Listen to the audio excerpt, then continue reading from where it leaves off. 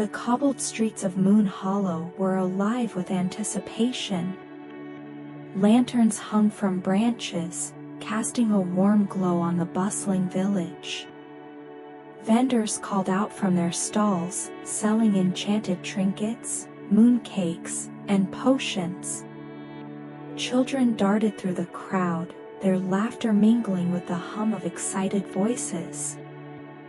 Lucas lingered near the edge of the square, his gaze fixed on a group of werewolf friends discussing their plans for the full moon gathering.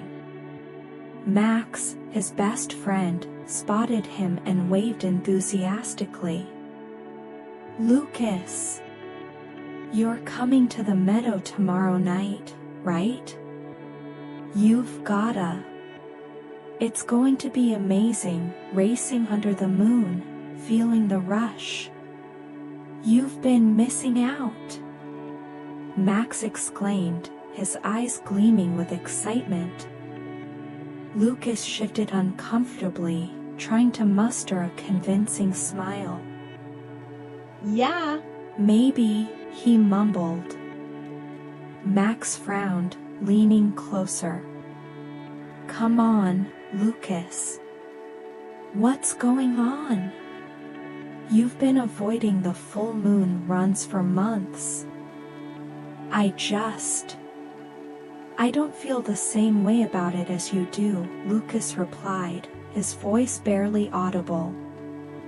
As Max opened his mouth to press further, an older werewolf, Mrs. Evers, passed by, beaming at them. "The full moon is a blessing, boys. It's when we're at our most alive," she said before disappearing into the crowd. Lucas winced. He didn't feel blessed. Every time the full moon neared, a suffocating fear gripped him, a fear he couldn't explain. That evening at dinner, his parents noticed his silence. "Lucas, is something wrong?" his mother, Luna, asked gently. "I just don't feel ready," Lucas admitted, pushing his stew around with his spoon. His father, Alaric, leaned forward, his voice steady but firm. "Son, you're not alone in this. We've all felt nervous before. But the moon is part of who we are. One day, you'll see it as the gift it is." Lucas nodded, but doubt clouded his heart. What if he never felt that way? As the village lights dimmed and the forest grew quiet, Lucas found himself wandering towards Silver Lake, drawn by its serenity. The lake stretched before him like a sheet of glass, reflecting the crescent moon and the first stars of the evening. He skipped a stone across the surface, each ripple mirroring the turmoil in his mind. Deep thoughts for someone so young, came a familiar voice, warm and slightly teasing. Lucas turned to see Granny Willow, the village's beloved storyteller, leaning on her cane. Her silver hair seemed to catch the starlight, and her sharp, knowing eyes sparkled with mischief. "Granny Willow," Lucas greeted her, attempting a smile. "Couldn't sleep?" "I could ask you the same," she replied, settling onto a nearby rock with a groan. "Now, tell me, child, what weighs on your heart?" Lucas hesitated, but the gentle patience in her gaze unraveled his defenses. "I'm scared of the full moon," he confessed. "Everyone says it's supposed to be amazing, but all I feel is fear. Like something bad will happen if I let go." Granny Willow nodded thoughtfully, dipping her fingers into the cool lake water. "Fear, my dear, is a powerful force. But it's often a sign that something extraordinary lies on the other side. The moon has many secrets, and perhaps it's time you uncovered yours." She reached into her satchel, pulling out a small, ornate box. Opening it, she revealed a pendant that shimmered like the night sky, a Moonstone Amulet. This has been passed down through generations of werewolves in Moon Hollow, she explained. It's said to hold the essence of the moon's magic. When the full moon rises, let its light touch this stone, and trust what it reveals. Lucas held the amulet, its surface cool against his palm. Do you think it will help me? Granny Willow smiled. Magic always helps those willing to believe. The next few days passed in a blur of preparations for the full moon. The village buzzed with excitement, but Lucas remained withdrawn. He wore the Moonstone Amulet beneath his shirt, its weight both comforting and daunting. At school, Max poked at Lucas's amulet during lunch. Seriously, what's up with this thing? You've been staring at it all day. It's personal, Lucas said, brushing Max off. That night, Lucas stood at his bedroom window, watching the moonlight creep across the forest. The amulet pulsed faintly, its glow synchronizing with his quickening heartbeat. Lucas, his mother called softly from the hallway. Are you all right? Lucas clenched the amulet, unsure of how to respond.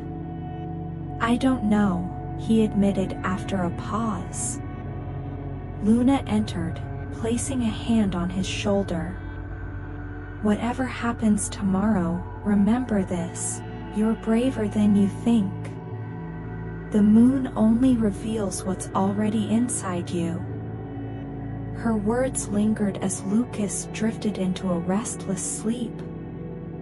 The next few days passed in a blur of preparations for the full moon. The village buzzed with excitement, but Lucas remained withdrawn. He wore the Moonstone Amulet beneath his shirt, its weight both comforting and daunting. At school, Max poked at Lucas's amulet during lunch. Seriously, what's up with this thing? You've been staring at it all day. It's personal, Lucas said, brushing Max off.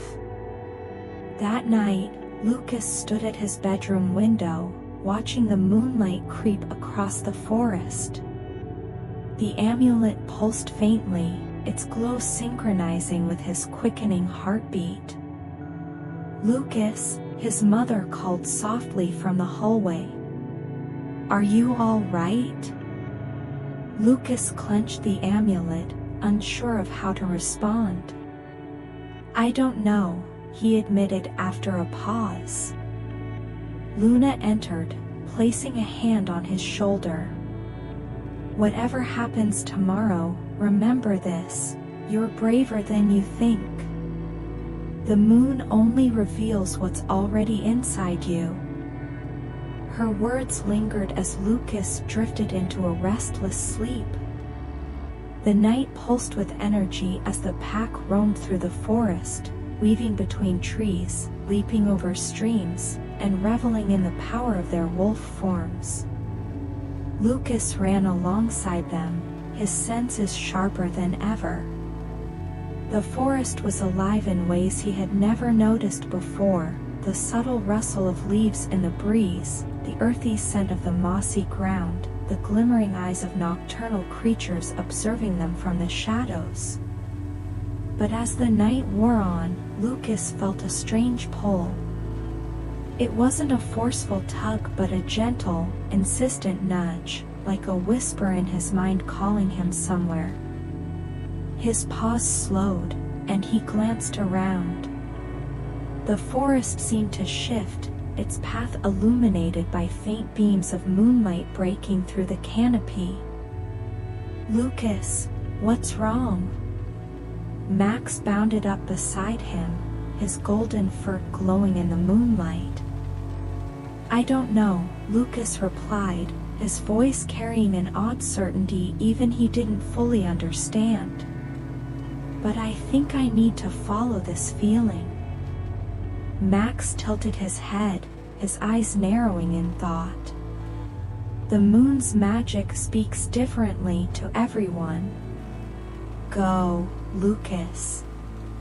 We'll be here when you're done." Lucas nodded and turned toward the light, his paws crunching against the fallen leaves as he followed the unseen trail. The further he walked, the quieter the forest seemed to become, as if the world itself was holding its breath. The path opened into a clearing, and Lucas found himself at the base of Moonstone Hill, a place whispered about in the stories of Moon Hollow but rarely visited. The hill rose steeply, its rocky surface shimmering faintly under the full moon. The Moonstone Amulet at Lucas's neck pulsed with warmth, its light guiding him to the top. He climbed steadily, his muscles straining but his resolve unwavering. Each step felt significant, as though he were ascending to a place beyond time itself. Finally, he reached the summit, and the view stole his breath. The entire forest stretched out below him, illuminated by the moonlight that poured down like liquid silver. The village of Moon Hollow twinkled in the distance, its lanterns glowing softly. The stars above seemed to dance in harmony with the scene, their light merging with the moon's radiance. Lucas stood still, the Moonstone Amulet glowing brightly in his hand. He raised his head, and for the first time, let out a deep, resonant howl. The sound echoed across the hills, reaching every corner of the forest. It wasn't just a howl, it was a call of acceptance, a proclamation that Lucas had finally embraced who he was. As the howl faded, a surge of energy rushed through him. He felt connected to everything, the forest, the moon, his pack, and even himself in a way he had never imagined. The hill seemed alive with magic, the rocks and trees around him humming softly. In that moment, Lucas knew the truth. The moon wasn't just a celestial body, it was a guide, a friend, and a mirror that revealed the strength within. When dawn began to paint the horizon in hues of gold and pink, Lucas descended Moonstone Hill. The transformation back into his human form felt almost effortless, as though he had finally found harmony between his two selves. The amulet, now cool against his chest, remained a glowing reminder of the night's revelations. As he approached the meadow where the pack had gathered, his heart swelled. His friends, still basking in the afterglow of their own transformations, noticed him immediately. "Lucas!" Max called, his grin wide as he ran up to greet him. "You did it! We heard your howl all the way here. It was amazing." Lucas smiled, his confidence glowing as brightly as the moon had hours before. "I finally understood, Max.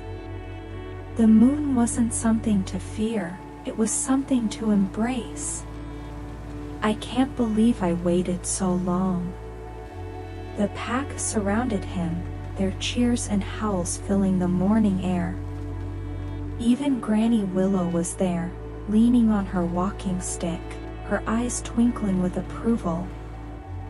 Well, she said, her voice warm but teasing. "Looks like someone finally took my advice." Lucas chuckled, pulling the amulet from his neck to show her. "Thank you, Granny Willow. I don't think I could have done this without your help." "Nonsense," she replied with a knowing smile. "The courage was always within you, Lucas. The amulet simply reminded you where to find it."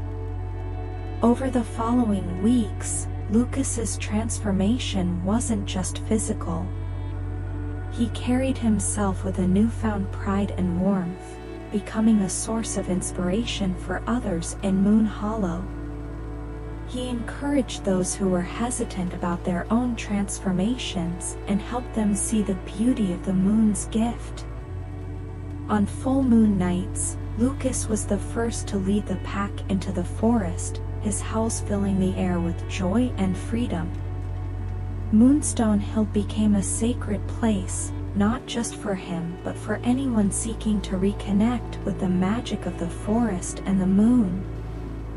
The Moonstone Amulet became a cherished keepsake, a symbol of the night Lucas overcame his fears and discovered his true self. As Granny Willow had said, fear was powerful, but courage was even more so. Lucas had learned to embrace the unknown and, in doing so, uncovered the magic within. And so, under the watchful eye of the moon, Lucas thrived, his story a testament to the power of self-discovery and acceptance. He became a guiding light for the village, a symbol of what could be achieved when one dared to embrace their true self.